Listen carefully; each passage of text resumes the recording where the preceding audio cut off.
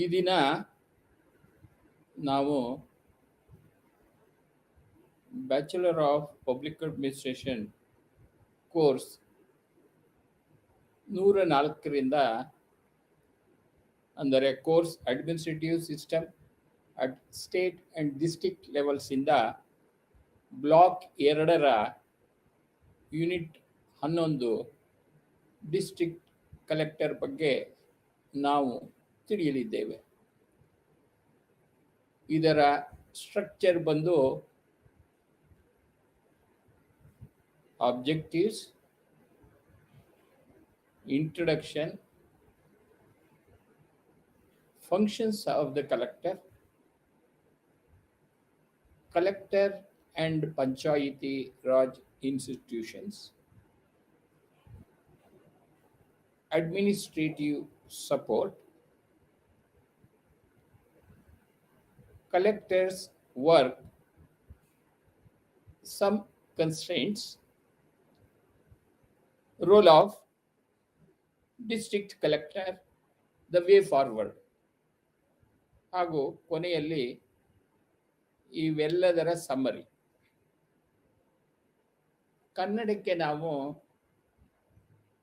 ಅದನ್ನು ಅನುವಾದ ಮಾಡಿಕೊಂಡಾಗ ರಾಜ್ಯ ಮತ್ತು ಜಿಲ್ಲಾ ಮಟ್ಟದಲ್ಲಿ ಆಡಳಿತ ವ್ಯವಸ್ಥೆಯಲ್ಲಿನ ಜಿಲ್ಲಾ ಸಂಗ್ರಾಹಕರ ಬಗ್ಗೆ ನಾವು ಇಂದು ತಿಳಿಯಲಿದ್ದೇವೆ. ಇವತ್ತಿನ ಉದ್ದೇಶ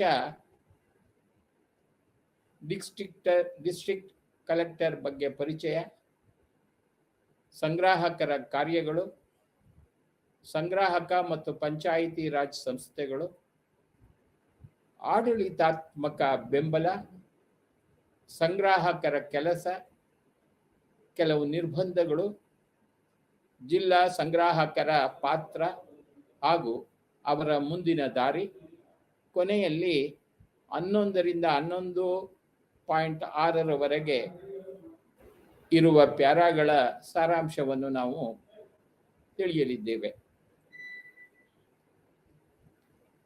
ಉದ್ದೇಶಗಳಲ್ಲಿ ನಾವು ಈ ಕೆಳಕಂಡಂತೆ ಕಲಿಯುತ್ತಿದ್ದೇವೆ. ಜಿಲ್ಲಾ ಆಡಳಿತದಲ್ಲಿ ಸಂಗ್ರಾಹಕ ಕಚೇರಿಯ ಪ್ರಾಮುಖ್ಯತೆ, ಸಂಗ್ರಾಹಕನ ಸಾಂಪ್ರದಾಯಿಕ ಮತ್ತು ಅಭಿವೃದ್ಧಿ ಕಾರ್ಯಗಳು.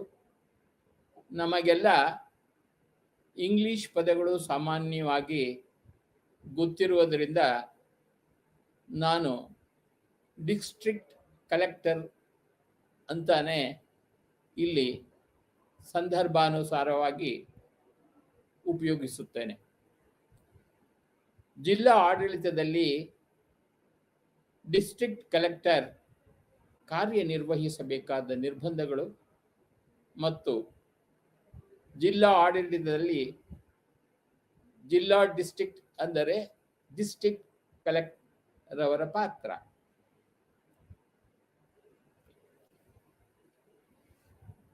ಹನ್ನೊಂದು ಪಾಯಿಂಟ್ 1 ಇಂಟ್ರೊಡಕ್ಷನ್ ಅಂದರೆ ಪರಿಚಯ.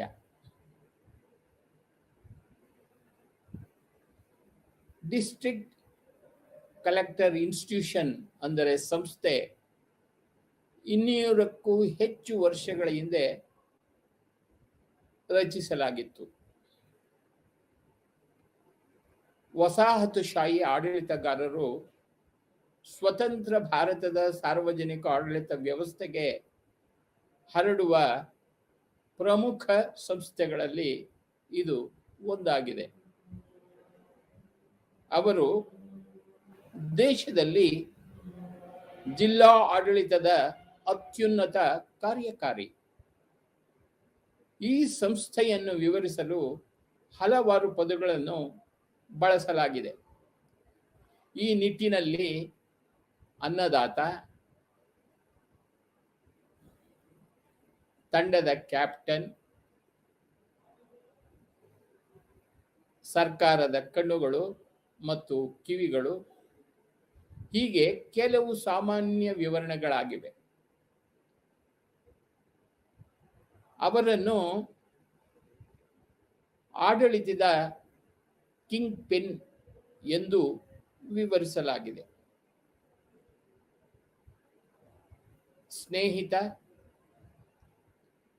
ತತ್ವಜ್ಞಾನಿ ಮತ್ತು ಮಾರ್ಗದರ್ಶಿ, ಅನ್ನದಾತ, ಸಲಹೆಗಾರ, ಶಿಕ್ಷಣ ತಜ್ಞ ಮತ್ತು ಸಹಾಯಕ ಎಂಬೆಲ್ಲ ಪದಗಳಿಂದ ಅಭಿವೃದ್ಧಿಯ ಮೇನ್ ಸ್ಟ್ರಿಂಗ್ ಎಂದು ಹಾಡಿ ಹೊಗಳಿದ್ದಾರೆ. ಈ ಸ್ವಾತಂತ್ರ್ಯದ ನಂತರವೂ ಡಿಸ್ಟ್ರಿಕ್ಟ್ ಕಲೆಕ್ಟರ್ ಜಿಲ್ಲಾ ಮಟ್ಟದಲ್ಲಿ ಪ್ರಖ್ಯಾತ ಸ್ಥಾನವನ್ನು ಪಡೆದುಕೊಳ್ಳುತ್ತಲೇ ಇದ್ದಾರೆ ಮತ್ತು ಇದು ರಾಜ್ಯ ಸರ್ಕಾರದ ಪ್ರಮುಖ ಕಾರ್ಯವೈಖರಿಯಾಗಿದೆ. ಡಿಸ್ಟ್ರಿಕ್ಟ್ ಕಲೆಕ್ಟರ್ ಪ್ರಾಮುಖ್ಯತೆಯನ್ನು ಗಮನದಲ್ಲಿಟ್ಟುಕೊಂಡು ಈ ಘಟಕವು ಜಿಲ್ಲಾ ಆಡಳಿತದಲ್ಲಿ ಡಿಸ್ಟ್ರಿಕ್ಟ್ ಕಲೆಕ್ಟರರ ಪಾತ್ರವನ್ನು ಎತ್ತಿ ತೋರಿಸುತ್ತದೆ. ಅವುಗಳ ನಿರ್ಬಂಧನೆಗಳು ಹಾಗೂ ಅವರ ಕಾರ್ಯಗಳ ಕಾರ್ಯಕ್ಷಮತೆಯನ್ನು, ಈ ನಿರ್ಬಂಧಗಳು ಅವರ ಕಾರ್ಯಕ್ಷಮತೆಯನ್ನು ತಡೆಯುತ್ತವೆ ಎಂಬುದನ್ನು ನಾವು ನೋಡಲಿದ್ದೇವೆ. Functions of the collector. District collector ಕಚೇರಿ ಬ್ರಿಟಿಷ್ ಆಡಳಿತಗಾರರಿಂದ ಭಾರತೀಯ ಆಡಳಿತ ವ್ಯವಸ್ಥೆಗೆ ರವಾನೆಯಾಗುವ ಪ್ರಮುಖ ಸಂಸ್ಥೆಯಾಗಿದೆ. ಅವರು ಸಾಂಪ್ರದಾಯಿಕ ಆದಾಯದ ಕಾರ್ಯ ಮತ್ತು ಅಭಿವೃದ್ಧಿ ಕಾರ್ಯಗಳನ್ನು ನಿರ್ವಹಿಸುತ್ತಾರೆ. ದೇಶಾದ್ಯಂತ ಡಿಸ್ಟ್ರಿಕ್ಟ್ ಕಲೆಕ್ಟರರ ಶಕ್ತಿ ಮತ್ತು ಕಾರ್ಯಗಳು ಹೆಚ್ಚು ಅಥವಾ ಕಡಿಮೆ ಒಂದೇ ಆಗಿರುತ್ತದೆ. ವಿಶಾಲವಾಗಿ ಡಿಸ್ಟ್ರಿಕ್ಟ್ ಕಲೆಕ್ಟರ್ ಈ ಕೆಳಗಿನ ಕಾರ್ಯಗಳನ್ನು ನಿರ್ವಹಿಸುತ್ತಿದ್ದಾರೆ. ಕಂದಾಯ ಆಡಳಿತದ ಮುಖ್ಯಸ್ಥರಾಗಿದ್ದಾರೆ, ಪೊಲೀಸ್ ಆಡಳಿತದ ಮುಖ್ಯಸ್ಥರಾಗಿದ್ದಾರೆ, ಜಿಲ್ಲಾ ಆಡಳಿತದ ಮುಖ್ಯಸ್ಥರಾಗಿದ್ದಾರೆ ಮತ್ತು ಸರ್ಕಾರದ ಏಜೆಂಟರು ಕೂಡ ಆಗಿದ್ದಾರೆ. ಆದಾಯ, ರೆವಿನ್ಯೂ. ಡಿಸ್ಟ್ರಿಕ್ಟ್ ಕಲೆಕ್ಟರ್ ಕಂದಾಯ ಕಾರ್ಯಕಾರಿಯಾಗಿ ಪ್ರಾರಂಭಿಸಿದರು ಮತ್ತು ಅವರು ಜಿಲ್ಲೆಯ ಪ್ರಮುಖ ಕಂದಾಯ ಅಧಿಕಾರಿ ಮತ್ತು ಕಂದಾಯ ಆಡಳಿತ ಮುಖ್ಯಸ್ಥರಾಗಿ ಮುಂದುವರಿಯುತ್ತಿದ್ದಾರೆ. ಸ್ವಾತಂತ್ರ್ಯದ ನಂತರ ಕಂದಾಯ ಆಡಳಿತದ ಪ್ರಾಮುಖ್ಯತೆ ದ್ವಿತೀಯಕವಾಗಿದೆ. ಒತ್ತು ಬದಲಾಗಿದೆ. ಅಭಿವೃದ್ಧಿ, ಆಡಳಿತ, ಆದಾಯದ ಕಾರ್ಯಗಳು ಇನ್ನೂ ಜಿಲ್ಲಾ ಪ್ರಕಟಣೆಯೊಂದಿಗೆ ಉಳಿದಿವೆ. ಆದಾಯದ ಸಂಗ್ರಹದ ಹೊರತಾಗಿ ಸಾಲಗಳು ಮತ್ತು ಇತರ ಇಲಾಖೆಗೆ ಸೇರಿದ ಬಾಕಿಗಳಂತಹ ಇತರ ಕರ್ತವ್ಯಗಳ ಸಂಗ್ರಹಕ್ಕೆ ಡಿಸ್ಟ್ರಿಕ್ಟ್ ಕಲೆಕ್ಟರ್ ಜವಾಬ್ದಾರರಾಗಿರುತ್ತಾರೆ. ಹಳ್ಳಿಯ ಮಟ್ಟದಲ್ಲಿ ಭೂ ದಾಖಲೆಯ ನಿರ್ವಹಣೆ ಮತ್ತು ಅಂಕಿ ಅಂಶಗಳ ಸಂಗ್ರಹವು ಡಿಸ್ಟ್ರಿಕ್ಟ್ ಕಲೆಕ್ಟರ್ ಇತರ ಕೆಲವು ಕಾರ್ಯಗಳಾಗಿವೆ. ಅವರು ಆದಾಯ ಪ್ರಕರಣಗಳಲ್ಲಿ ಮೇಲ್ಮನಿ ನ್ಯಾಯವ್ಯಾಪ್ತಿಯನ್ನು ಚಲಾಯಿಸುತ್ತಾರೆ. ಎಲ್ಲ ಇಲಾಖೆಗಳಿಗೆ ಸಂಬಂಧಿಸಿದಂತೆ ಭೂ ಆದಾಯದ ಬಾಕಿ ಚೇತರಿಕೆ ಡಿಸ್ಟ್ರಿಕ್ಟ್ ಕಲೆಕ್ಟರರ ಜವಾಬ್ದಾರಿಯಾಗಿದೆ. ಡಿಸ್ಟ್ರಿಕ್ಟ್ ಕಲೆಕ್ಟರ್ ಆದಾಯದ ಕಾರ್ಯಗಳನ್ನು ನಿರ್ವಹಿಸುವಾಗ ಅನೇಕ ಅಧಿಕಾರಿಗಳು ಕಂದಾಯ ವಿಭಾಗೀಯ ಅಧಿಕಾರಿಗಳಂತೆ ತಹಸೀಲ್ದಾರ್ಗಳು, ಕಂದಾಯ ತನಿಖಾಧಿಕಾರಿಗಳು ಮತ್ತು ಗ್ರಾಮಾಧಿಕಾರಿಗಳು ಡಿಸ್ಟ್ರಿಕ್ಟ್ ಕಲೆಕ್ಟರಿಗೆ ಸಹಾಯ ಮಾಡುತ್ತಾರೆ. ಕಂದಾಯ ಆಡಳಿತದ ಮುಖ್ಯಸ್ಥರಾಗಿ ಅವರು ಜಿಲ್ಲೆಯ ಪರಿಹಾರ ಕಾರ್ಯಾಚರಣೆಗಳ ಕಿಂಗ್ ಪಿನ್. ಪ್ರವಾಹದಂತಹ ತುರ್ತು ಪರಿಸ್ಥಿತಿಯಲ್ಲೂ ಕಲೆಕ್ಟರ್ ಪರಿಹಾರ ಕಾರ್ಯಾಚರಣೆಗಳಲ್ಲಿ ನಿರ್ಣಾಯಕ ಪಾತ್ರ ವಹಿಸುತ್ತಾರೆ.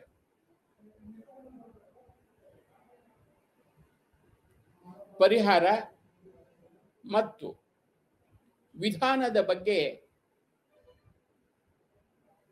ಡಿಸ್ಟ್ರಿಕ್ಟ್ ಕಲೆಕ್ಟರ್ ಹೆಚ್ಚಾಗಿ ವಿತರಣೆ ಮಾಡಿದ ಮೌಲ್ಯಮಾಪನದ ಆಧಾರದ ಮೇಲೆ ಸರ್ಕಾರ ನಿರ್ಧಾರ ತೆಗೆದುಕೊಳ್ಳುತ್ತದೆ. ಲಾ ಅಂಡ್ ಆರ್ಡರ್, ಕಾನೂನಿನ ಸುವ್ಯವಸ್ಥೆ. ಜಿಲ್ಲಾ ಕಲೆಕ್ಟರ್ ಜಿಲ್ಲಾ ಮ್ಯಾಜಿಸ್ಟ್ರೇಟ್ ಆಗಿ ಕಾರ್ಯನಿರ್ವಹಿಸುತ್ತಾರೆ ಮತ್ತು ಜಿಲ್ಲೆಯಲ್ಲಿ ಕಾನೂನು ಮತ್ತು ಸುವ್ಯವಸ್ಥೆಯ ನಿರ್ವಹಣೆಯ ಜವಾಬ್ದಾರಿಯನ್ನು ಹೊಂದಿರುತ್ತಾರೆ. ನ್ಯಾಯಾಂಗವನ್ನು ಕಾರ್ಯನಿರ್ವಾಹಕರಿಂದ ಬೇರ್ಪಡಿಸಿದ ನಂತರ ಡಿಸ್ಟ್ರಿಕ್ಟ್ ಕಲೆಕ್ಟರ್ ಕ್ರಿಮಿನಲ್ ಪ್ರೊಸೀಜರ್ ಕೋಡ್ನ ತಡೆಗಟ್ಟುವ ವಿಭಾಗಗಳಿಗೆ ಸಂಬಂಧಿಸಿದ್ದಾರೆ. ಹಾಗಾಗ ಜಿಲ್ಲಾ ಮ್ಯಾಜಿಸ್ಟ್ರೇಟ್ ಅವರು ಜಿಲ್ಲೆಯ ಪೊಲೀಸ್ ಆಡಳಿತದ ಮುಖ್ಯಸ್ಥರಾಗಿಯೂ ಇದ್ದಾರೆ. ಈ ಸಮಾರಂಭದಲ್ಲಿ ಜಿಲ್ಲೆಯ ಪೊಲೀಸ್ ಪಡೆಗಳ ಮುಖ್ಯಸ್ಥರಾಗಿರುವ ಪೊಲೀಸ್ ವರಿಷ್ಠಾಧಿಕಾರಿ ಅವರ ಪೊಲೀಸ್ ಕಾರ್ಯಗಳನ್ನು ನಿರ್ವಹಿಸಲು ಡಿಸ್ಟ್ರಿಕ್ಟ್ ಕಲೆಕ್ಟರರಿಗೆ ಸಹಾಯ ಮಾಡುತ್ತಾರೆ. ಎಲ್ಲ ಪ್ರಮುಖ ವಿಷಯಗಳಲ್ಲಿ ಪೊಲೀಸ್ ವರಿಷ್ಠಾಧಿಕಾರಿ ಡಿಸ್ಟ್ರಿಕ್ಟ್ ಕಲೆಕ್ಟರರಿಂದ ಆದೇಶಗಳನ್ನು ತೆಗೆದುಕೊಳ್ಳುತ್ತಾರೆ. ಪೊಲೀಸ್ ವರಿಷ್ಠಾಧಿಕಾರಿ ನಡುವೆ ಅನೇಕ ಸಂಬಂಧಗಳಿವೆ. ಕೆಲವು ಸಂದರ್ಭಗಳಲ್ಲಿ ಇಬ್ಬರ ನಡುವೆ ತಿಳುವಳಿಕೆಯ ಕೊರತೆ ಇದೆ. ಇಡೀ ಜಿಲ್ಲಾ ಆಡಳಿತದ ಮೇಲೆ ಪರಿಣಾಮ ಬೀರುತ್ತದೆ. Head of district administration. District collector ಜಿಲ್ಲಾ ಆಡಳಿತದ ಮುಖ್ಯಸ್ಥರಾಗಿರುತ್ತಾರೆ. ಕಲೆಕ್ಟರ್ ಜಿಲ್ಲಾ ಆಡಳಿತದ ಮುಖ್ಯಸ್ಥರಾಗಿ ಮುಂದುವರಿದಿದ್ದಾರೆ. ಜಿಲ್ಲಾ ಮ್ಯಾಜಿಸ್ಟ್ರೇಟ್ ಆಗಿ ಕಾನೂನು ಮತ್ತು ಸುವ್ಯವಸ್ಥೆಯ ನಿರ್ವಹಣೆಗೆ ಅವರು ಜವಾಬ್ದಾರರಾಗಿರುತ್ತಾರೆ. ಮುಖ್ಯ ಕಂದಾಯ ಅಧಿಕಾರಿಯಾಗಿ ಅವರು ಆದಾಯದ ಸಂಗ್ರಹಕ್ಕೆ ಜವಾಬ್ದಾರರಾಗಿರುತ್ತಾರೆ. ಅವರು ಶಿಕ್ಷಣ, ಕೈಗಾರಿಕೆಗಳು, ಸಹಕಾರಿಗಳು, ಲೋಕೋಪಯೋಗಿ ಮುಂತಾದ ಹಲವಾರು ಇಲಾಖೆಗಳೊಂದಿಗೆ ನಿಕಟ ಸಂಬಂಧ ಹೊಂದಿರುತ್ತಾರೆ.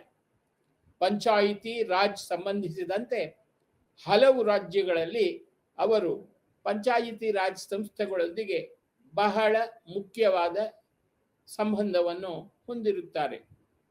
ಜಿಲ್ಲಾ ಆಡಳಿತದ ಮುಖ್ಯಸ್ಥರಾಗಿ ಅವರ ನಡುವೆ ಸಮನ್ವಯ ಪಾತ್ರವನ್ನು ವಹಿಸುತ್ತಾರೆ. ಆದಾಯ, ಪೊಲೀಸ್ ಮತ್ತು ಇತರ ಇಲಾಖೆಗಳಂತಹ ವಿವಿಧ ಇಲಾಖೆಗಳು ಕಲೆಕ್ಟರ್ ಪುರಸಭೆಗಳ ಕಾರ್ಯವನ್ನು ಮೇಲ್ವಿಚಾರಣೆ ಮಾಡುತ್ತಾರೆ.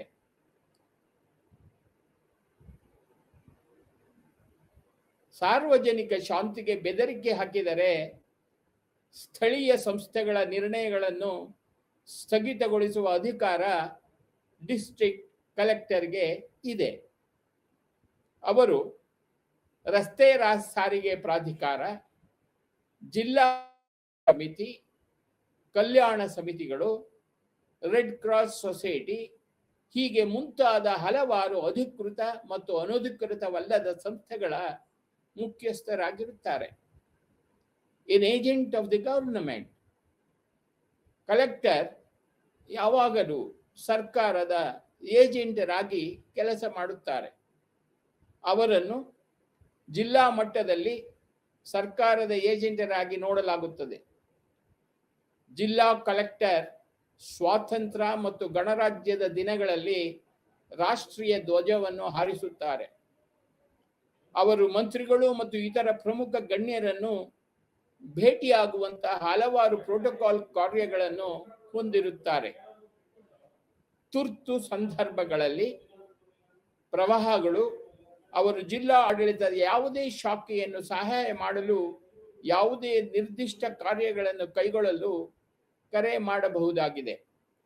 ಜನಗಣತಿ ಕಾರ್ಯಾಚರಣೆ ಮತ್ತು ವಿವಿಧ ಪ್ರಜಾಪ್ರಭುತ್ವಕ್ಕೆ ಚುನಾವಣೆಗಳ ನಡವಳಿಕೆ, ಸಂಸತ್ತಿನಿಂದ ಗ್ರಾಮ ಪಂಚಾಯತ್ ವರೆಗಿನ ಸಂಸ್ಥೆಗಳು ಮತ್ತೊಂದು ಪ್ರಮುಖ ಕಾರ್ಯವಾಗಿದೆ.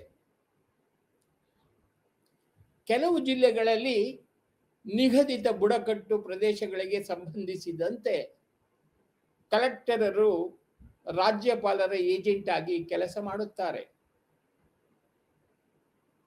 ಕಲೆಕ್ಟರ್ ಸಾಮಾಜಿಕ ಭದ್ರತೆ, ಪಿಂಚಣಿ,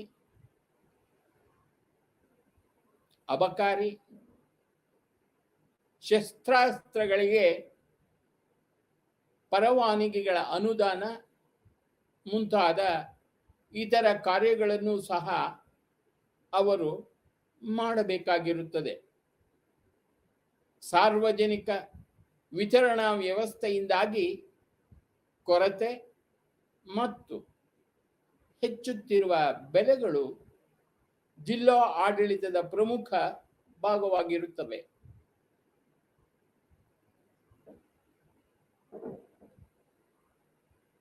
ಅವರು ಎಲ್ಲ ಅಗತ್ಯ ಸರಕುಗಳು ಮತ್ತು ಸರಕುಗಳ ವಿತರಣೆ ಮತ್ತು ನಿಯಂತ್ರಣಕ್ಕೆ ನೇರವಾಗಿ ಕಾರಣವಾಗಿರುತ್ತಾರೆ. ಅವರು ಆಹಾರ ಧಾನ್ಯಗಳು ಮತ್ತು ಇತರ ಸರಕುಗಳಲ್ಲಿ ವ್ಯಾಪಾರ ಮಾಡಲು ಪರವಾನಗಿಗಳನ್ನು ನೀಡುವ ಅಧಿಕಾರವನ್ನು ಹೊಂದಿದ್ದಾರೆ.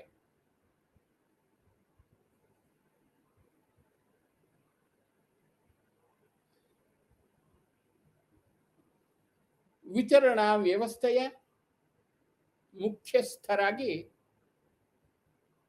ಅವರು ವಿರಳವಾದ ಸಮಯೋಚಿತ ಮತ್ತು ಸಮಾನ ಸರಕುಗಳ ವಿತರಣೆಯನ್ನು ಖಚಿತಪಡಿಸಿಕೊಳ್ಳುವ ನಿರೀಕ್ಷೆ ಇದೆ.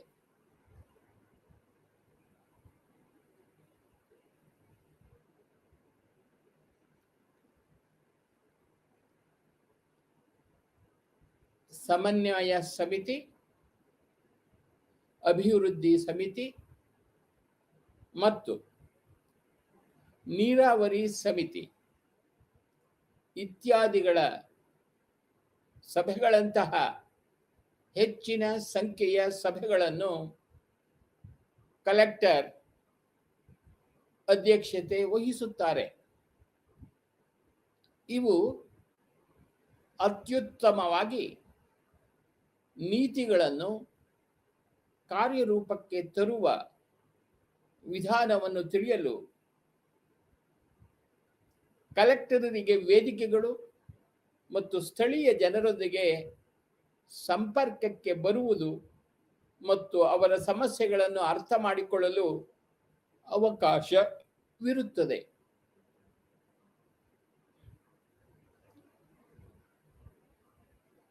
ಕಲೆಕ್ಟರ್ ಅಂಡ್ ಪಂಚಾಯಿತಿ ರಾಜ್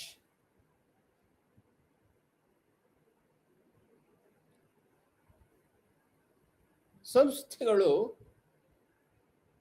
ಸ್ವಾತಂತ್ರ್ಯದ ನಂತರ ಸಂಗ್ರಾಹಕ ಜಿಲ್ಲೆಯ ಅಭಿವೃದ್ಧಿ ಕಾರ್ಯಕ್ರಮಗಳ ಅನುಷ್ಠಾನಕ್ಕೆ ಕಾರಣವಾಗಿದೆ.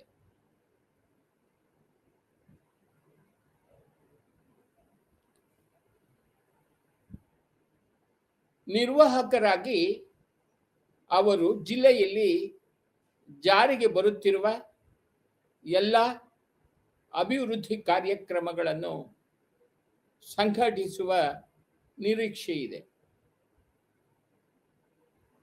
ಡಿಸ್ಟ್ರಿಕ್ಟ್ ಕಲೆಕ್ಟರರ ಪಾತ್ರ ಪಂಚಾಯಿತಿ ರಾಜ್ ಸಂಸ್ಥೆಗಳ ಅಂದರೆ PRIS ಪಂಚಾಯತ್ ರಾಜ್ ಇನ್ಸ್ಟಿಟ್ಯೂಷನ್ಸ್ ಎಂದು ಅರ್ಥ ಮಾಡಿಕೊಳ್ಳಬೇಕು.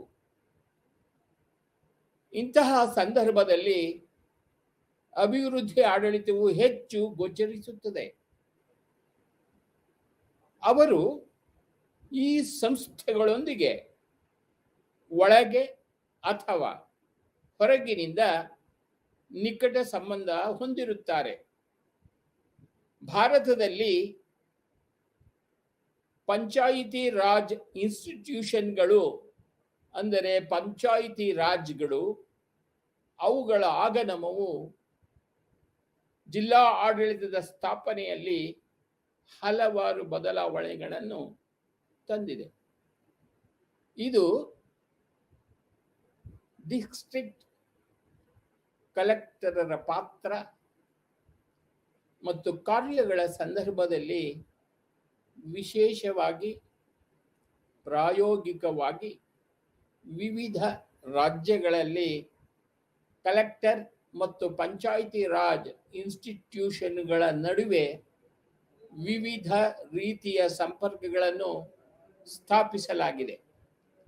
ಉದಾಹರಣೆಗೆ, ರಾಜಸ್ಥಾನ ಕಲೆಕ್ಟರರನ್ನು ಮತದಾನದ ಹಕ್ಕಿಲ್ಲದೆ ಜಿಲ್ಲಾ ಪರಿಷತ್ನ ಸಹಾಯಕ ಸದಸ್ಯರನ್ನಾಗಿ ಮಾಡಲಾಗಿದೆ.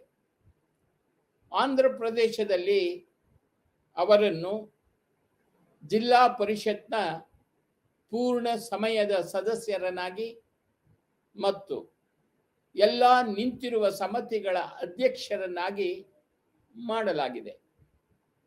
ಅದರ ನಂತರ ಆಂಧ್ರ ಪ್ರದೇಶದಲ್ಲಿ ಕಲೆಕ್ಟರರನ್ನು ಜಿಲ್ಲಾ ಪರಿಷತ್ನಿಂದ ಬೇರ್ಪಡಿಸಲಾಗಿದೆ. ಮಹಾರಾಷ್ಟ್ರದಲ್ಲಿ ಕಲೆಕ್ಟರರನ್ನು ಜಿಲ್ಲಾ ಪರಿಷತ್ತಿನಿಂದ ಹೊರಗಿಡಲಾಯಿತು. ಆದರೆ ಸಾಮಾನ್ಯವಾಗಿ ಡಿಸ್ಟ್ರಿಕ್ಟ್ ಕಲೆಕ್ಟರರು ಹೆಚ್ಚಿನ ಪಾಲನ್ನು ಹೊಂದಿರಬೇಕು ಎಂದು ಭಾವಿಸಲಾಗಿದೆ. ಪಂಚಾಯತ್ ರಾಜ್ ಇನ್ಸ್ಟಿಟ್ಯೂಷನ್ನ ಯಶಸ್ಸಿಗೆ ಅನುಕೂಲವಾಗುವಲ್ಲಿ ಜವಾಬ್ದಾರಿಯು ವರ್ಷಗಳಲ್ಲಿ ಕಲೆಕ್ಟರರ ಜಿಲ್ಲಾ ಪರಿಷತ್ ಅವರ ಪಾತ್ರದ 4 ಮಾದರಿಗಳು ಹೊರಹೊಮ್ಮಿವೆ. ಮೊದಲನೆಯದಾಗಿ, ಕಲೆಕ್ಟರ್ ಜಿಲ್ಲಾ ಪರಿಷತ್ತಿನ ಅಧ್ಯಕ್ಷರಾಗಿದ್ದು ಸಂಪೂರ್ಣ ಅಭಿವೃದ್ಧಿ ಪ್ರಯತ್ನಕ್ಕೆ ಅಗತ್ಯವಾದ ಫಿಲಪ್ ನೀಡುತ್ತಾರೆ. ಎರಡನೆಯದಾಗಿ, ಡಿಸ್ಟ್ರಿಕ್ಟ್ ಕಲೆಕ್ಟರನ್ನು ಜಿಲ್ಲಾ ಪರಿಷತ್ತಿನಿಂದ ಸಂಪೂರ್ಣವಾಗಿ ಹೊರಗಿಡಲಾಗಿದೆ, ಏಕೆಂದರೆ ಅದು ಡಿಸ್ಟ್ರಿಕ್ಟ್ ಕಲೆಕ್ಟರರನ್ನು ಹೊರೆಯಾಗಿದೆ ಎಂಬ ಭಾವನೆಯಿಂದಾಗಿ. ಅವರು ಈಗಾಗಲೇ ಹೊರೆಯಲ್ಲಿದ್ದಾರೆ. ಕೆಲವು ರಾಜ್ಯಗಳಲ್ಲಿ ಕಲೆಕ್ಟರರನ್ನು ಅಧಿಕಾರ ಮತ್ತು ನಿರ್ಧಾರ ತೆಗೆದುಕೊಳ್ಳುವ ಮೂಲಕ ನಿಂತಿರುವ ಸಮಿತಿಗಳ ಅಧ್ಯಕ್ಷರನ್ನಾಗಿ ಮಾಡಲಾಗುತ್ತಿದೆ.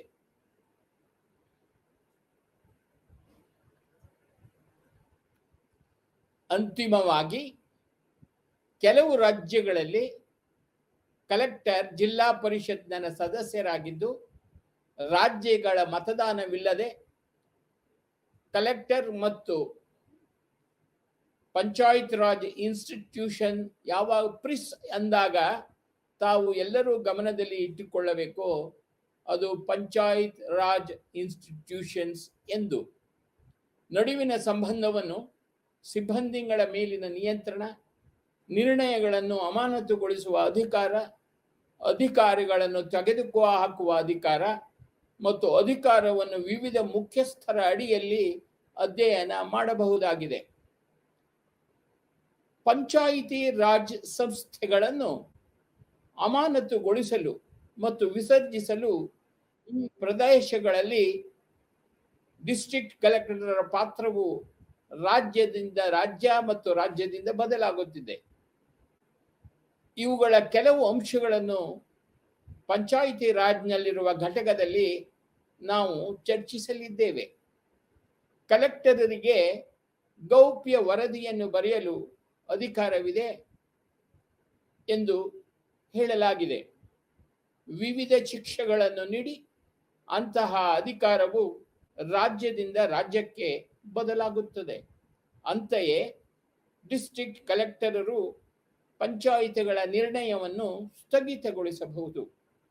ಈ ಸಂಸ್ಥೆಗಳೊಂದಿಗಿನ ಒಡನಾಟವು ಡಿಸ್ಟ್ರಿಕ್ಟ್ ಕಲೆಕ್ಟರರನ್ನು ಜನರ ಪ್ರತಿನಿಧಿಗಳೊಂದಿಗೆ ನಿಕಟ ಸಂಬಂಧಕ್ಕೆ ತರುತ್ತದೆ.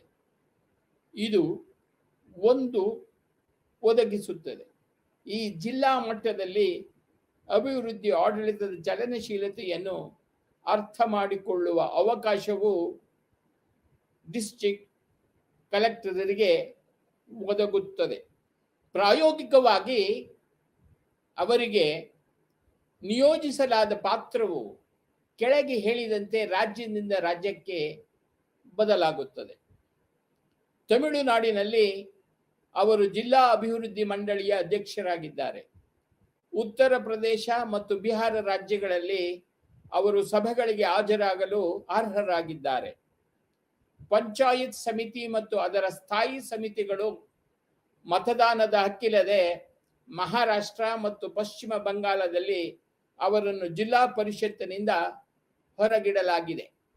ಆಂಧ್ರ ಪ್ರದೇಶದಲ್ಲಿ ಅವರು ಜಿಲ್ಲಾ ಪರಿಷತ್ ಸದಸ್ಯ ಮಾತ್ರವಲ್ಲದೆ ಕಾರ್ಯನಿರ್ವಾಹಕ ಪ್ರಾಧಿಕಾರವನ್ನು ನಿಗದಿಪಡಿಸಿದ ಎಲ್ಲ ನಿಂತಿರುವ ಸಮಿತಿಗಳ ಅಧ್ಯಕ್ಷರು ಸಹ ಆಗಿರುತ್ತಾರೆ.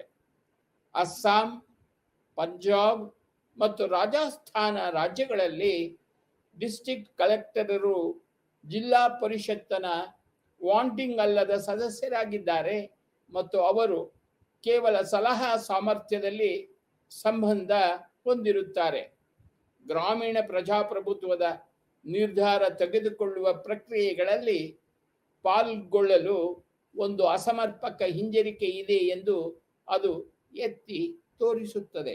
73ನೇ ಸಾಂವಿಧಾನಿಕ ತಿದ್ದುಪಡಿಯ ನಂತರ ಪಂಚಾಯತ್ ರಾಜ್ ಇನ್ಸ್ಟಿಟ್ಯೂಷನ್ಗಳೊಂದಿಗೆ ಡಿಸ್ಟ್ರಿಕ್ಟ್ ಕಲೆಕ್ಟರರ ಸಂಬಂಧವು ಅಪಾರವಾಗಿ ಬದಲಾಗಿದೆ.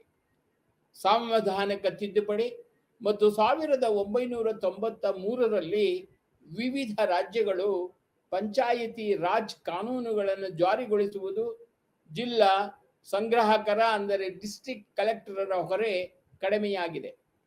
ಅಭಿವೃದ್ಧಿಯ ಚಟುವಟಿಕೆಗಳು ಈ ಕಾಯ್ದೆ ಪಂಚಾಯತ್ ರಾಜ್ ಇನ್ಸ್ಟಿಟ್ಯೂಷನ್ ಮತ್ತು ಡಿಸ್ಟ್ರಿಕ್ಟ್ ಕಲೆಕ್ಟರರ ಸಂಬಂಧದ ಗಜಕಡ್ಡಿಯನ್ನು ರೂಪಿಸಲು ರಾಜ್ಯ ಸರ್ಕಾರಕ್ಕೆ ಅವಕಾಶ ನೀಡಿರುತ್ತದೆ.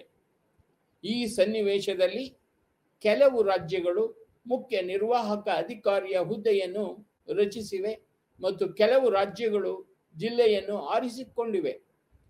ಅಭಿವೃದ್ಧಿ ಅಧಿಕಾರಿ ಅಥವಾ ಉಪಜಿಲ್ಲಾ ಆಯುಕ್ತರು ರಾಜಸ್ಥಾನದಂತಹ ರಾಜ್ಯಗಳಲ್ಲಿ ಡಿಸ್ಟ್ರಿಕ್ಟ್ ಕಲೆಕ್ಟರರ ಜಿಲ್ಲಾ ಯೋಜನಾ ಸಮಿತಿಯ ಅಂದರೆ ಡಿಸ್ಟ್ರಿಕ್ಟ್ ಪ್ಲಾನಿಂಗ್ ಕಮಿಟಿಯ ನಾಮನಿರ್ದೇಶಿತ ಸದಸ್ಯರಾಗಿರುತ್ತಾರೆ. ಆದರೆ ಮಧ್ಯಪ್ರದೇಶದಂತಹ ಇತರ ಕೆಲವು ರಾಜ್ಯಗಳಲ್ಲಿ ಡಿಸ್ಟ್ರಿಕ್ಟ್ ಕಲೆಕ್ಟರ್ ಡಿಸ್ಟ್ರಿಕ್ಟ್ ಪ್ಲಾನಿಂಗ್ ಕಮಿಟಿಯ ಸದಸ್ಯ ಮತ್ತು ಕಾರ್ಯದರ್ಶಿಯಾಗೂ ಕೆಲಸ ಮಾಡಲಿರುತ್ತಾರೆ. ಆದರೆ ಆಂಧ್ರ ಪ್ರದೇಶದಲ್ಲಿ ಎಲ್ಲ ಆಡಳಿತದ ಮುಖ್ಯಸ್ಥರಾಗಿ ಡಿಸ್ಟ್ರಿಕ್ಟ್ ಕಲೆಕ್ಟರ್ ಅಭಿವೃದ್ಧಿ ಚಟುವಟಿಕೆಗಳನ್ನು ಸಮನ್ವಯಗೊಳಿಸುತ್ತಲೇ ಇದ್ದಾರೆ.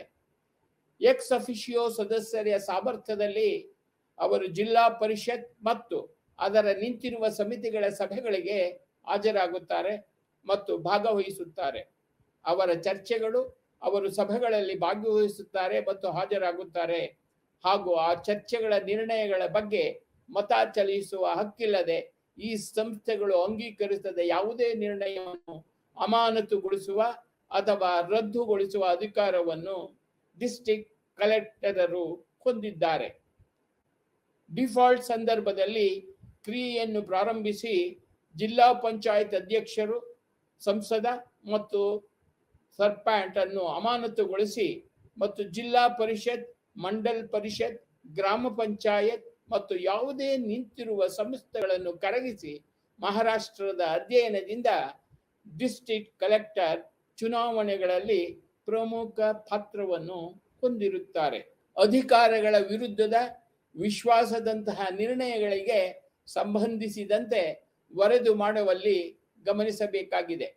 ತಮಿಳುನಾಡಿನ ಡಿಸ್ಟ್ರಿಕ್ಟ್ ಕಲೆಕ್ಟರರಿಗೆ ನಿಯೋಜಿಸಲಾದ ನಿಯಂತ್ರಣ ಪ್ರಾಧಿಕಾರದ ವಿಶಿಷ್ಟ ಲಕ್ಷಣವೆಂದರೆ ಡಿಸ್ಟ್ರಿಕ್ಟ್ ಕಲೆಕ್ಟರರು ಜಿಲ್ಲೆಯ ಪಂಚಾಯತ್ಗಳ ಇನ್ಸ್ಪೆಕ್ಟರ್ಗಳಾಗಿ ಒಟ್ಟಾರೆ ನಿಯಂತ್ರಣ ಅಧಿಕಾರವನ್ನು ಹೊಂದಿದ್ದಾರೆ.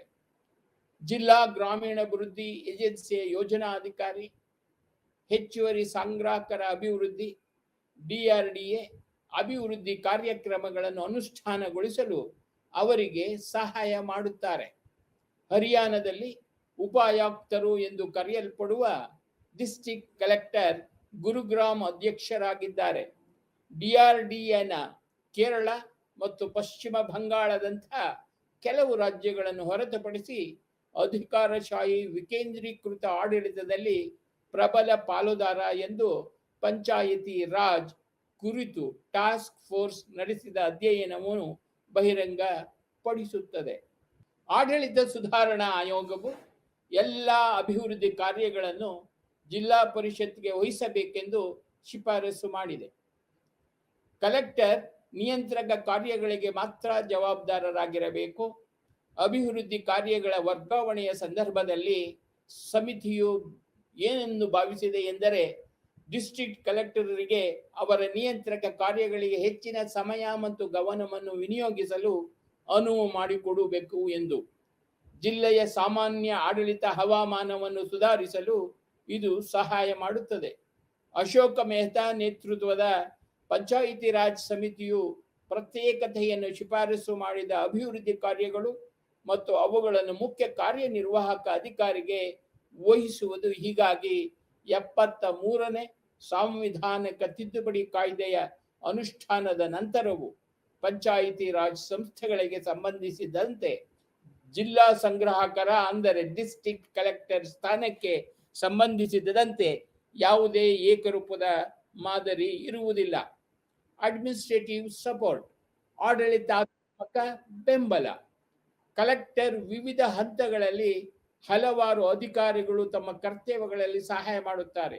ಸಾಮಾನ್ಯವಾಗಿ ಜಂಟಿ ಅಥವಾ ಹೆಚ್ಚುವರಿ ಕಲೆಕ್ಟರ್ ಶ್ರೇಣಿ 2 ಅಥವಾ 3 ಹಿರಿಯ ಅಧಿಕಾರಿಗಳು ಇರುತ್ತಾರೆ.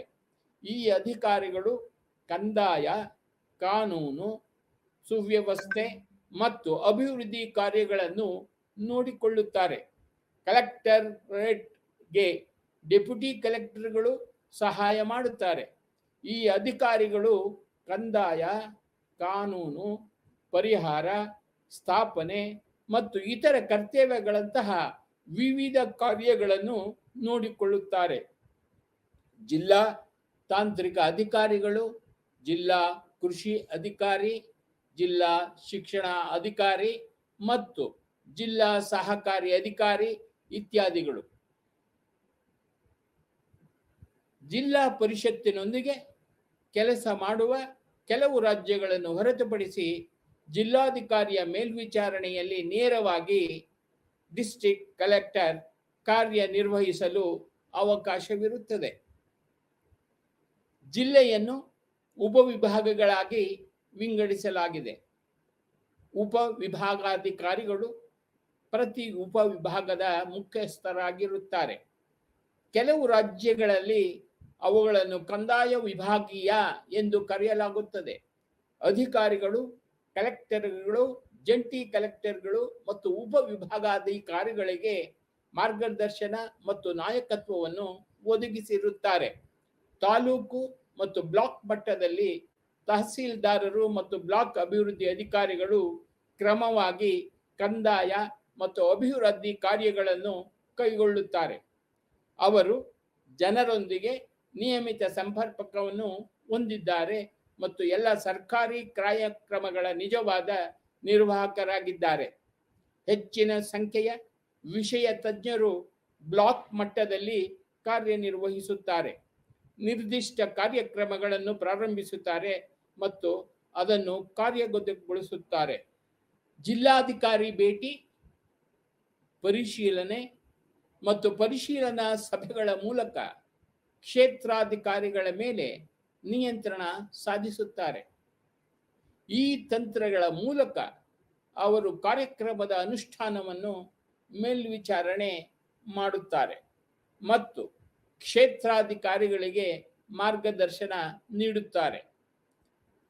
ಡಿಸ್ಟ್ರಿಕ್ಟ್ ಕಲೆಕ್ಟರ್ ತಪಾಸಣೆಯು ಪಕ್ಷಿ ನೋಟವನ್ನು ಮಾತ್ರ ನೀಡುವುದಿಲ್ಲ, ಆದರೆ ಕ್ಷೇತ್ರಾಧಿಕಾರಿಗಳು ತಮ್ಮ ನೀತಿಗಳು ಮತ್ತು ಆದ್ಯತೆಗಳ ಬಗ್ಗೆ ತಮ್ಮ ಸಂದೇಹಗಳನ್ನು ಕಲೆಕ್ಟರ್ನಿಂದ ಸ್ಪಷ್ಟಪಡಿಸಲು ಸಹ ಸಕ್ರಿಯಗೊಳಿಸುತ್ತಾರೆ. ಅವರು ಗ್ರಾಮಗಳಿಗೆ ಭೇಟಿ ನೀಡಿದಾಗ ಕುಡಿಯುವ ನೀರು, ನೀರಾವರಿಗೆ ನೀರು, ಹದಗೆಟ್ಟ ರಸ್ತೆಗಳು, ಕಳಪೆ ವಸತಿ ಸಮಸ್ಯೆಗಳ ಬಗ್ಗೆ ಜನರ ದೂರುಗಳನ್ನು ಕೇಳುತ್ತಾರೆ. ಅಗತ್ಯ ವಸ್ತುಗಳ ಕೊರತೆ ಮತ್ತು ಕೃಷಿ ಕಾರ್ಯಾಚರಣೆಗಳಿಗೆ ಒಳಹರಿವು, ಭ್ರಷ್ಟಾಚಾರ ಮತ್ತು ಅಧಿಕಾರಿಗಳ ಸಂವಿಧಾನಶೀಲತೆ ಇತ್ಯಾದಿಗಳ ಬಗ್ಗೆ ಅವರು ಕೂಲಂಕುಷವಾಗಿ ಸಮಸ್ಯೆಯನ್ನು ಬಗೆಹರಿಯಲು ಅವಕಾಶವಿರುತ್ತದೆ. ಈ ತಪಾಸಣೆ ಮತ್ತು ಭೇಟಿಗಳ ಆಧಾರದ ಮೇಲೆ ಕಲೆಕ್ಟರ್ ಮೌಲ್ಯಮಾಪನವನ್ನು ಸಹ ಮಾಡಬಹುದಾಗಿದೆ. ಜಿಲ್ಲೆಯ ಮೇಲೆ ಪರಿಣಾಮ ಬೀರುವ ಸಮಸ್ಯೆಗಳು ಮತ್ತು ಅವುಗಳನ್ನು ನಿವಾರಿಸಲು ಉಪಕ್ರಮವನ್ನು ತೆಗೆದುಕೊಳ್ಳಬೇಕಾಗುತ್ತದೆ. ಇದು ಆಡಳಿತ ವ್ಯವಸ್ಥೆಗೆ ವೈಯಕ್ತಿಕ ಸ್ಪರ್ಶ ನೀಡುವುದರ ಹೊರತಾಗಿ ಸಮಸ್ಯೆಗಳ ಬಗ್ಗೆ ಜಿಲ್ಲಾಧಿಕಾರಿಗೆ ಸ್ಪಷ್ಟವಾದ ತಿಳುವಳಿಕೆಯನ್ನು ನೀಡುತ್ತದೆ.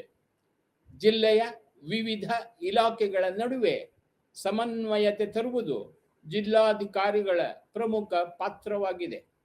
ಅವರು ಅಭಿವೃದ್ಧಿಗೆ ವೇಗವರ್ಧಕವಾಗಿ ಕಾರ್ಯನಿರ್ವಹಿಸುತ್ತಾರೆ.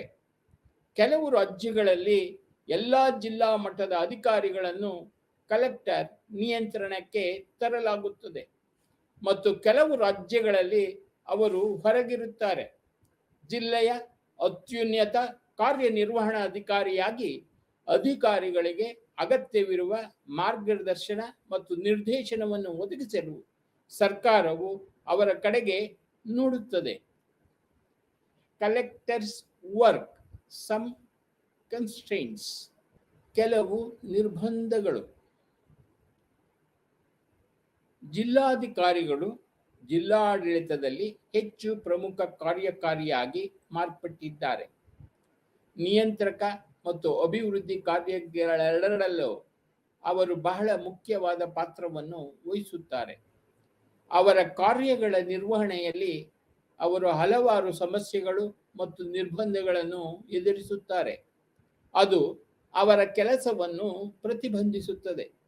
ಈ ನಿಟ್ಟಿನಲ್ಲಿ ಆಗಾಗ್ಗೆ ವರ್ಗಾವಣೆಗಳು, ಹೆಚ್ಚುತ್ತಿರುವ ಕೆಲಸದ ಹೊರೆ, ರಾಜಕೀಯ ಒತ್ತಡಗಳು, ಬಿಕ್ಕಟ್ಟಿನ ಸಂದರ್ಭಗಳು ಮತ್ತು ಕಲೆಕ್ಟರ್ಗಳ ವೈಯಕ್ತಿಕ ದೃಷ್ಟಿಕೋನದಂತಹ ಸಮಸ್ಯೆಗಳು ಬಹಳ ಈ ಹಿನ್ನೆಲೆಯಲ್ಲಿ ಪರಿಶೀಲಿಸಬೇಕಾಗಿದೆ. ಪೌರ ಕಾರ್ಮಿಕರ ಪರಿಸರವನ್ನು ಅರ್ಥ ಮಾಡಿಕೊಳ್ಳಲು, ರಚನಾತ್ಮಕ ಸಂಬಂಧಗಳನ್ನು ಸ್ಥಾಪಿಸಲು ಮತ್ತು ಅಭಿವೃದ್ಧಿ ಕಾರ್ಯಕ್ರಮಗಳನ್ನು ಜಾರಿಗೆ ತರಲು ಸಾಕಷ್ಟು ದೀರ್ಘಾವಧಿಯನ್ನು ಹೊಂದಿರಬೇಕಾಗುತ್ತದೆ. ಒಬ್ಬ ಅಧಿಕಾರಿಯನ್ನು ನಿರ್ದಿಷ್ಟ ಸ್ಥಳದಲ್ಲಿ ಒಂದು ಅವಧಿಯವರೆಗೆ ಉಳಿಸಿಕೊಳ್ಳುವುದು ಚೆನ್ನಾಗಿ ಅಂಗೀಕರಿಸಲ್ಪಟ್ಟ ನೀತಿಯಾಗಿದೆ. 3 ರಿಂದ 5 ವರ್ಷಗಳು ದುರದೃಷ್ಟವಶಾತ್ ಕಲೆಕ್ಟರ್ಗಳ ವಿಷಯದಲ್ಲಿ ಈ ನೀತಿಯು ಅಭ್ಯಾಸವಾಗಿರುವಂತೆ ತೋರುತ್ತಿಲ್ಲ.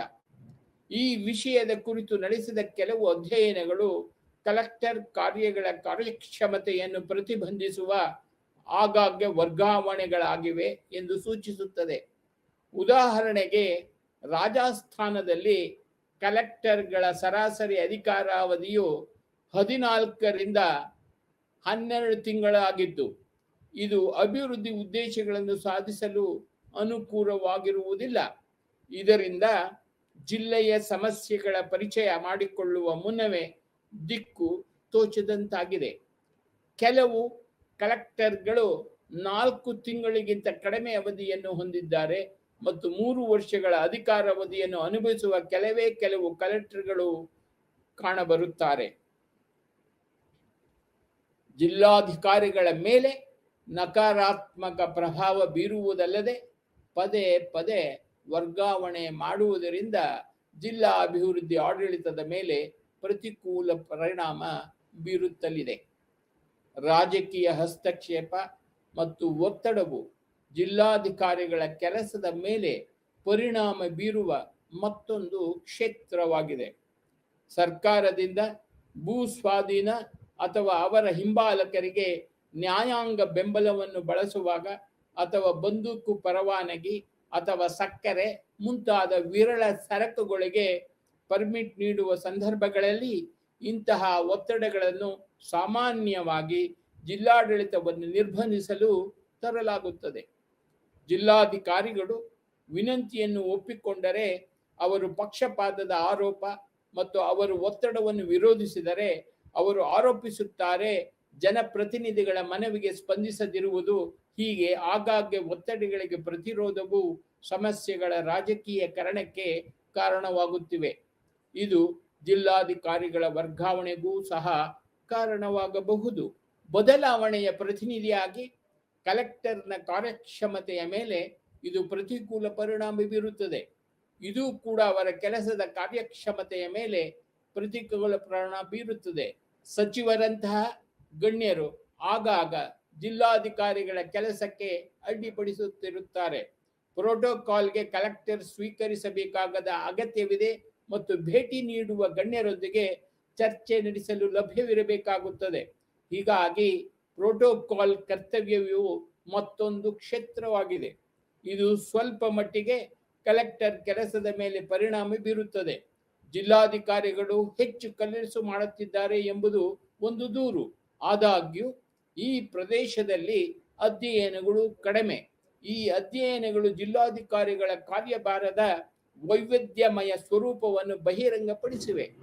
ಹಿಂದಿನ ಬಾಂಬೆ ರಾಜ್ಯದಲ್ಲಿನ ಕಲೆಕ್ಟರ್ಗಳ ಕೆಲಸದ ವಿಶ್ಲೇಷಣೆಯು ಕಲೆಕ್ಟರ್ ತನ್ನ ಸಮಯದ 54% ಪತ್ರ ವ್ಯವಹಾರದಲ್ಲಿ ಕಳೆಯುತ್ತಾರೆ ಎಂದು ಸೂಚಿಸುತ್ತದೆ. ಪ್ರವಾಸದಲ್ಲಿ 26% ಮತ್ತು ಉಳಿದ 20 ಸಂದರ್ಶಕರನ್ನು ಭೇಟಿಯಾಗುವುದು, ಪ್ರೋಟೋಕಾಲ್ ಕರ್ತವ್ಯಗಳಿಗೆ ಹಾಜರಾಗುವುದು, ಸಭೆಗಳಿಗೆ ಹಾಜರಾಗುವುದು ಮತ್ತು ಪ್ರಕರಣಗಳ ವಿಚಾರಣೆಯ ಮೇಲೆ ಬ್ಯಾಂಕ್ ಗಿಲ್ದಸ್ತಿ ನಡೆಸಿದ ಮತ್ತೊಂದು ಅಧ್ಯಯನದಲ್ಲಿ ಕಲೆಕ್ಟರ್ಗಳು ಖರ್ಚು ಮಾಡುತ್ತಾರೆ ಎಂದು ತೋರಿಸಲಾಗಿದೆ. ಪ್ರತ್ಯ ವ್ಯವಹಾರದ ಮೇಲೆ 36% ಸಮಯ, ಪ್ರವಾಸಗಳಲ್ಲಿ 18%, 11% ಸಂದರ್ಶಕರನ್ನು ಸ್ವೀಕರಿಸಲು ಮತ್ತು ಉಳಿದ ಸಮಯವನ್ನು ಸಭೆಗಳಿಗೆ ಹಾಜರಾಗುವುದು, ಪ್ರೋಟೋಕಾಲ್ ಕರ್ತವ್ಯಗಳು, ಉದ್ಯೋಗ ಸಂಬಂಧಿತ ಸಾಮಾಜಿಕ ಚಟುವಟಿಕೆಗಳು ಇತ್ಯಾದಿಗಳಿಗೆ ಉಳಿದ ಸಮಯವನ್ನು ಅಧಿಕೃತ ಕಾರ್ಯಕ್ರಮಗಳಿಗಾಗಿ ವಾರಕ್ಕೆ ಸರಾಸರಿ 70 ಗಂಟೆಗಳ ಕಾಲ ಕಳೆಯುತ್ತಾರೆ ಎಂದು ತಿಳಿದು ಬಂದಿದೆ. ಇದರ ಅರ್ಥ ಭಾನುವಾರಗಳು ಮತ್ತು ರಜಾ ದಿನಗಳು ಸೇರಿದಂತೆ ಪ್ರತಿದಿನ ಸುಮಾರು 10 ಗಂಟೆಗಳು.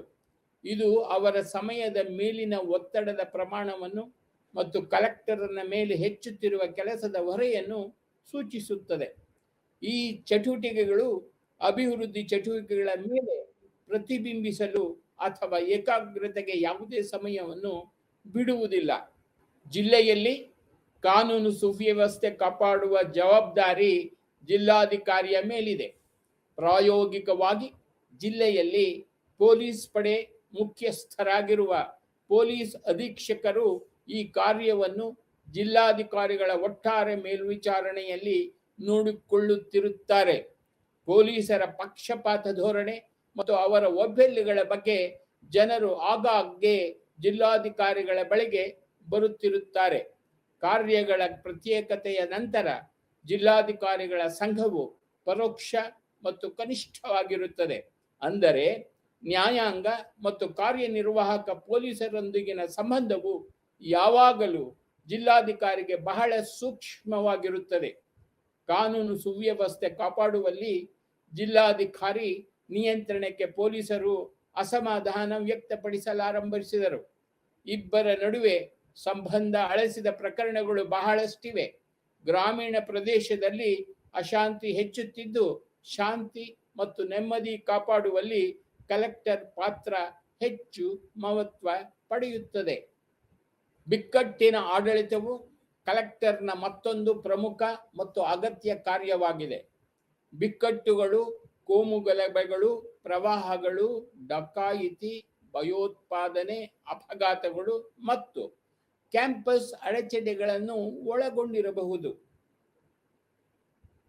ಈ ರೀತಿಯ ಬಿಕ್ಕಟ್ಟುಗಳು ಜಿಲ್ಲಾಧಿಕಾರಿಗಳ ತಕ್ಷಣದ ಮಧ್ಯಸ್ಥಿಕೆಗೆ ಒತ್ತಾಯಿಸುತ್ತವೆ. ಅವರ ಸಾಮಾನ್ಯ ಕಾರ್ಯಗಳ ಮೇಲೆ ಪರಿಣಾಮ ಬೀರುತ್ತದೆ ಮತ್ತು ತಕ್ಷಣದ ಅಪಘಾತವು ಅಭಿವೃದ್ಧಿ ಕಾರ್ಯಗಳ ಮೇಲೆ ನಿರ್ಲಕ್ಷ್ಯವಾಗುತ್ತದೆ. ಅಂತಿಮವಾಗಿ ಅಭಿವೃದ್ಧಿ ಪ್ರಕ್ರಿಯೆಯಲ್ಲಿ ಬದಲಾವಣೆಗೆ ಬದ್ಧರಾಗಿರುವ ಕಲೆಕ್ಟರ್ ಅವರ ಸ್ವಂತ ಪ್ರದೇಶ ಮತ್ತು ಕೆಲಸಕ್ಕೆ ಆದ್ಯತೆಯನ್ನು ಆರಿಸಿಕೊಳ್ಳುತ್ತಾರೆ. ಕೆಲವು ಅಧಿಕಾರಿಗಳು ದುರ್ಬಲ ವರ್ಗಗಳ ಕಲ್ಯಾಣದ ಮೇಲೆ ತಮ್ಮ ಗಮನವನ್ನು ಕೇಂದ್ರೀಕರಿಸುತ್ತಾರೆ.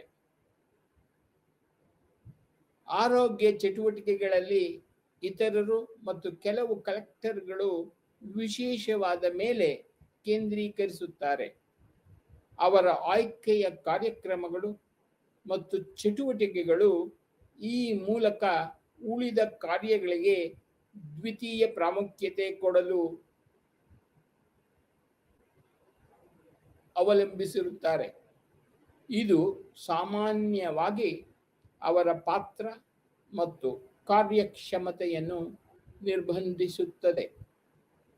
ಜಿಲ್ಲಾಧಿಕಾರಿಗಳು ರಾಜಕಾರಣಿಗಳೊಂದಿಗೆ ಆತ್ಮೀಯ ಸಂಬಂಧದ ಮೂಲಕ ಈ ಒತ್ತಡಗಳನ್ನು ನಿವಾರಿಸಲು ಪ್ರಯತ್ನಿಸಬೇಕಾಗುತ್ತದೆ.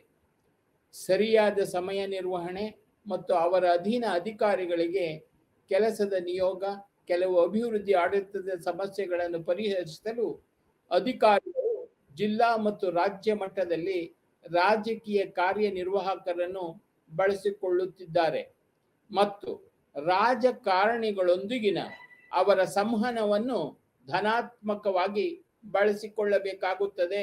ಅದನ್ನು ಸಹ ಉಪಯೋಗಿಸುವವರು ಇದ್ದಾರೆ. ಅವರು ಹಸ್ತಕ್ಷೇಪವನ್ನು ತಮ್ಮ ಕೆಲಸದಲ್ಲಿ ಅನಪೇಕ್ಷಿತ ಹಸ್ತಕ್ಷೇಪವೆಂದು ನೋಡುತ್ತಾರೆ ಹಾಗೂ ಅಸಹ್ಯ ಪಡುತ್ತಾರೆ. Role of district collector, the way forward. ಜಿಲ್ಲಾ ಕಲೆಕ್ಟರ್ ಪಾತ್ರ ಮತ್ತು ಅವರ ಮುಂದಿನ ದಾರಿ ಏನಾಗಿರಬೇಕು ಎಂಬುದನ್ನು ನಾವು ಇಲ್ಲಿ ತಿಳಿಯಲಿದ್ದೇವೆ. ಜಿಲ್ಲಾಧಿಕಾರಿಗಳ ಸಾಂಸ್ಥಿಕ ಬಲವನ್ನು ಸಂಪೂರ್ಣವಾಗಿ ಬಳಸಿಕೊಳ್ಳುವ ಮೂಲಕ ಜಿಲ್ಲಾ ಸರ್ಕಾರವನ್ನು ಸಶಕ್ತಗೊಳಿಸಬಹುದು.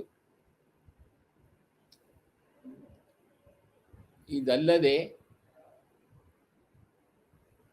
73ನೇ ಮತ್ತು 74ನೇ ಸಾಂವಿಧಾನಿಕ ತಿದ್ದುಪಡಿಗಳು, ಅಂದರೆ 1992ರಲ್ಲಿ ಈ ತಿದ್ದುಪಡಿಗಳು ಆಗಿದ್ದಾವೆ.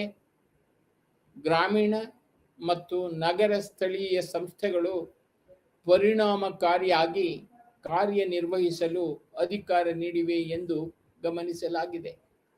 ಹೊಸ ಆಡಳಿತಾತ್ಮಕ ಮತ್ತು ಅಭಿವೃದ್ಧಿ ಪರಿಸರದ ಪ್ರಕಾರ ಪಂಚಾಯತ್ ರಾಜ್ ಇನ್ಸ್ಟಿಟ್ಯೂಷನ್ಗಳು ಹಾಗೂ ULBಗಳು ಸರ್ಕಾರದ 3ನೇ ಹಂತವಾಗಿದೆ. ಅವರು ಸ್ಥಳೀಯ ಅಭಿವೃದ್ಧಿಯ ವಿಷಯಗಳಲ್ಲಿ ಕಲೆಕ್ಟರ್ನ ಜವಾಬ್ದಾರಿಯನ್ನು ಸಂಪೂರ್ಣವಾಗಿ ತೆಗೆದುಹಾಕುವುದಿಲ್ಲ. ಭೂಕಂದಾಯದ ಕ್ಷೀಣಿಸುತ್ತಿರುವ ಪ್ರಾಮುಖ್ಯತೆಯೂ ಸಹ ಕಡಿಮೆಯಾಗಿಲ್ಲ. ಭೂ ದಾಖಲೆಗಳ ನಿರ್ವಹಣೆ, ಕಾನೂನು ಮತ್ತು ಸುವ್ಯವಸ್ಥೆ ಮತ್ತು ಸಾಮಾನ್ಯ ಆಡಳಿತ ನಿರ್ವಹಣೆಯಲ್ಲಿ ಜಿಲ್ಲಾಧಿಕಾರಿಗಳ ಪ್ರಾಮುಖ್ಯತೆ ಮತ್ತು ಪರಿಣಾಮಕಾರಿ ಕುಂದುಕೊರತೆ ಪರಿಹಾರ ಪ್ರಾಧಿಕಾರವಾಗಿ 2ನೇ ಆಡಳಿತ ಸುಧಾರಣಾ ಆಯೋಗ ವ್ಯಕ್ತಪಡಿಸಿದೆ. ಸ್ಥಳೀಯ ಸ್ವಸರ್ಕಾರದ ಸಂಪೂರ್ಣ ಫಲಪ್ರದವಾದಾಗಲೂ ಜಿಲ್ಲಾ ಮಟ್ಟದಲ್ಲಿ ರಾಜ್ಯ ಚಟುವಟಿಕೆಗಳ ಕೇಂದ್ರ ಮತ್ತು ಪ್ರಮುಖ ಕ್ಷೇತ್ರಗಳನ್ನಾಗಿ ಉಳಿಸುತ್ತದೆ. ಹೀಗಾಗಿ ಜಿಲ್ಲಾಧಿಕಾರಿಗಳು ಎಷ್ಟೆಲ್ಲ ಮಟ್ಟದಲ್ಲಿ ಮಾನವ ಸಾಮರ್ಥ್ಯಗಳನ್ನು ಸುಧಾರಿಸುವುದು ಕಂಡುಬರುತ್ತದೆ. ಸಮಾಜದ ಅಂಚಿನಲ್ಲಿರುವ ವರ್ಗಗಳಿಗೆ ಆರ್ಥಿಕ ಅವಕಾಶಗಳನ್ನು ಸುಧಾರಿಸುವುದು, ಭೌತಿಕ ಮೂಲ ಸೌಕರ್ಯಗಳನ್ನು ಸೃಷ್ಟಿಸುವುದು ಮತ್ತು ಅವರಲ್ಲಿ ಉಂಟಾಗುವ ವಿಪತ್ತುಗಳಿಂದ ಉಂಟಾಗುವ ಸವಾಲುಗಳನ್ನು ಎದುರಿಸುವಂತಹ ಹಲವಾರು ಕಾರ್ಯಗಳಿಗೆ ಡಿಸ್ಟ್ರಿಕ್ಟ್ ಕಲೆಕ್ಟರ್ ಜವಾಬ್ದಾರರಾಗಿರುತ್ತಾರೆ. ನ್ಯಾಯವ್ಯಾಪ್ತಿ, ಜಿಲ್ಲಾ ಆಡಳಿತದಲ್ಲಿ ಅವರು ಹೊಸ ಪಾತ್ರವನ್ನು ಹೊಂದಿರುತ್ತಾರೆ.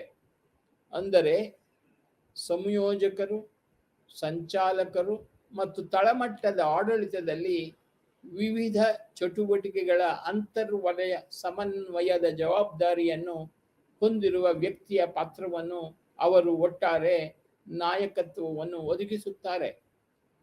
ರಾಷ್ಟ್ರ ನಿರ್ಮಾಣ ಕಾರ್ಯದಲ್ಲಿ ಜಿಲ್ಲಾಧಿಕಾರಿಗಳು ಕ್ಷೇತ್ರ ಮಟ್ಟದಲ್ಲಿ ಆಡಳಿತದ ಯೋಜನೆಯಲ್ಲಿ ಪ್ರಮುಖ ವ್ಯಕ್ತಿಯಾಗಿ ಉಳಿಯುತ್ತಾರೆ ಎಂಬುದು ನಮಗೆಲ್ಲರಿಗೂ ಸ್ಪಷ್ಟವಾಗಿದೆ.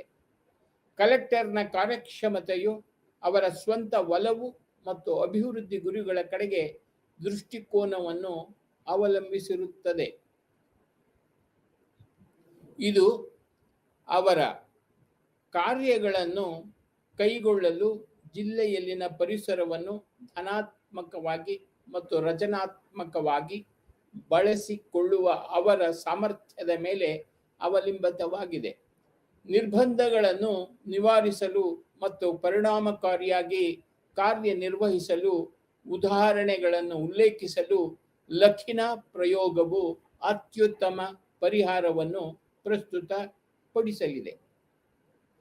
ಲಖಿನಾ ಎಕ್ಸ್ಪೆರಿಮೆಂಟ್ ಅಂದರೆ ಲಖಿನಾ ಪ್ರಯೋಗ ಆಡಳಿತಾತ್ಮಕ ದಕ್ಷತೆ ಮತ್ತು ಸಮುದಾಯಕ್ಕೆ ಸ್ಪಂದಿಸುವ ಅಗತ್ಯತೆಯಿಂದಾಗಿ ಜಿಲ್ಲಾಧಿಕಾರಿಗಳಾದ ಶ್ರೀ ಅನಿಲ್ ಕುಮಾರ್ ಲಖಿನಾ ಅವರು ಜಿಲ್ಲಾಡಳಿತವನ್ನು ಸುಧಾರಿಸುವ ಕಸರತ್ತನ್ನು ಕೈಗೊಂಡರು. ಸತಾರಾ ಜಿಲ್ಲೆಯ ಅಹಮದ್ ನಗರದ ಕಲೆಕ್ಟರೇಟ್ನಲ್ಲಿ ಈ ಕಸರತ್ತು ನಡೆಸಲಾಯಿತು. ಮಹಾರಾಷ್ಟ್ರ ಜಿಲ್ಲಾ ಆಡಳಿತದಲ್ಲಿ ತರಲಾದ ಕೆಲವು ಬದಲಾವಣೆಗಳು ಕಲೆಕ್ಟರೇಟ್ಗೆ ಭೇಟಿ ನೀಡುವವರ ನಿಯಂತ್ರಣವನ್ನು ಒಳಗೊಂಡಿವೆ. ಕಾರ್ಯ ಅನುಕ್ರಮದಂತೆ ಕಚೇರಿಯನ್ನು ವಿನ್ಯಾಸಗೊಳಿಸುವುದು, ಅವುಗಳನ್ನು ನಿರ್ವಹಿಸುವವರೆಗೆ ದಾಖಲೆಗಳನ್ನು ಲಭ್ಯವಾಗುವಂತೆ ಮಾಡುವುದು ಅದರ ಉದ್ದೇಶವಾಗಿತ್ತು. ಮೇಜಿನ ಕೈಪಿಡಿಗಳನ್ನು ತಯಾರಿಸುವುದು, ಅವುಗಳ ಉಪಯುಕ್ತತೆಯನ್ನು ಮೀರಿದ ದಾಖಲೆಗಳನ್ನು ಕಳೆತೆಗೆಯುವುದು, ಧೂಳು ನಿರೋಧಕ ಮತ್ತು ಅಗ್ನಿಶಾಮಕ ಉಪಕರಣಗಳನ್ನು ಒದಗಿಸುವುದು, ಪ್ರೇರಣೆ ಮತ್ತು ತರಬೇತಿ ಇತ್ಯಾದಿ.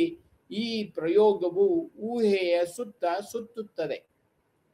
ನಿರ್ವಾಹಕರ ವರ್ತನೆಯ ಬದಲಾವಣೆಗಳು ಪರಿಣಾಮಕಾರಿ ಆಡಳಿತಕ್ಕೆ ಕಾರಣವಾಗಬಹುದು.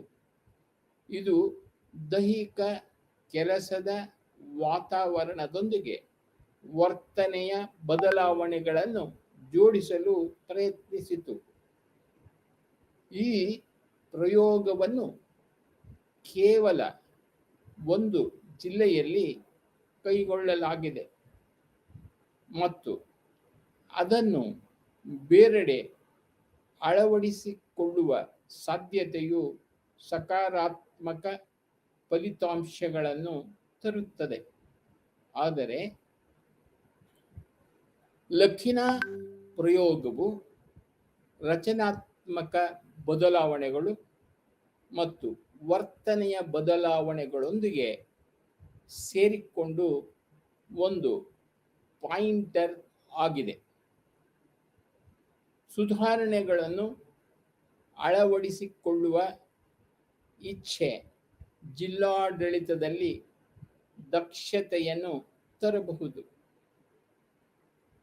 ಕಲೆಕ್ಟರೇಟ್ ವಿಚಾರದಲ್ಲಿ ಎಷ್ಟು ಸತ್ಯವೋ ಜಿಲ್ಲಾ ಮಟ್ಟದ ಇತರ ಆಡಳಿತಾತ್ಮಕ ಅಂಗಗಳಿಗೂ ಅಷ್ಟೇ ಸತ್ಯ. ಈ ದಿನದ administrative system at state and district level unit 11 district collector ಅಂದರೆ ಜಿಲ್ಲಾ ಸಂಗ್ರಾಹಕರ ಪಾಠವನ್ನು ಪ್ಯಾರ 11.1 ರಿಂದ 11.6 ನಾವು ತಿಳಿದುಕೊಂಡ ಮೇಲೆ ಅದರ ಸಾರಾಂಶವನ್ನು ಈಗ ನಾವು ತಿಳಿಯುತ್ತಿದ್ದೇವೆ. ಈ ಹಿಂದೆ ಜಿಲ್ಲಾಧಿಕಾರಿ ಭೂ ಕಂದಾಯ, ಕಾನೂನು ಸುವ್ಯವಸ್ಥೆ ಹಾಗೂ ಇತರ ನಿಯಂತ್ರಣ ಕಾರ್ಯಗಳ ಉಸ್ತುವಾರಿ ವಹಿಸುತ್ತಿದ್ದರು. ಸ್ವತಂತ್ರ ಭಾರತದಲ್ಲಿ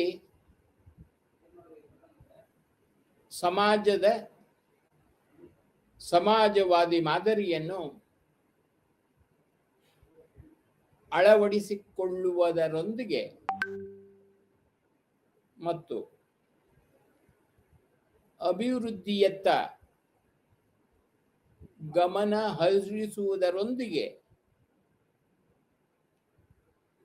ಹೆಚ್ಚಿನ ರಾಜ್ಯಗಳಲ್ಲಿನ ಕಲೆಕ್ಟರ್ಗಳು ಅಭಿವೃದ್ಧಿ ಕಾರ್ಯಕಾರಿಗಳು ಮತ್ತು ಬದಲಾವಣೆಯ ಏಜೆಂಟ್ಗಳಾಗಿ ಮಾರ್ಪಟ್ಟಿದ್ದರು.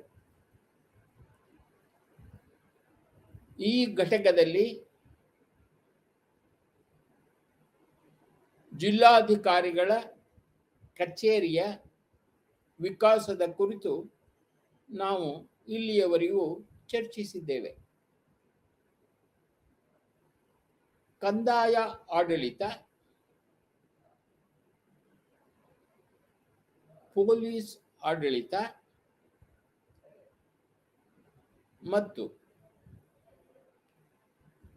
ಜಿಲ್ಲಾ ಆಡಳಿತದ ಮುಖ್ಯಸ್ಥರಾಗಿ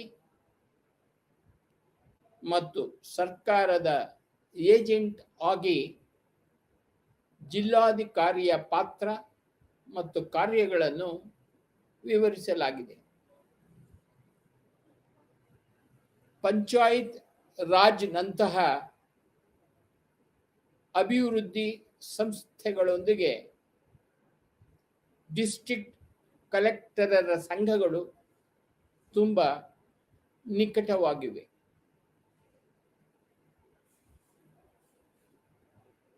ಆದಾಗ್ಯೂ 73ನೇ